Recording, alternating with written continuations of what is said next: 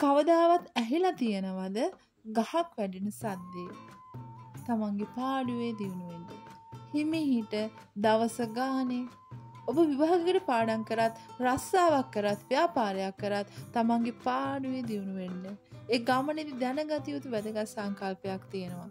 Do it for the fall. මට ඔබට කියන්න තියෙන්නේ මෙච්චරයි. තමන්ගේම ධාරිතාවයකට, තමන්ගේම හැකියාවකට බයයි වගේ හැසිරෙන්න එපා. ඔබේ higher self විදිහට ක්‍රියාත්මක වෙන්න බලන්න. සම්පූර්ණව මහා සමාවක් නැතුවම. නිකමට හිතන්න තව අවුරුදු 2ක් යන විට ඔබ කවදාවත් හිතුවේ නැති තැනක ඉන්න පුළුවන්. ඒකයි ඉස්සරහට යන එක වටින්නේ. විශ්ව ප්‍රතිචාර දක්වන්නේ ඔබ කොච්චර වටිනවද කියලා ඔබ හිතාගෙන ඉන්න ප්‍රමාණයට විතරයි.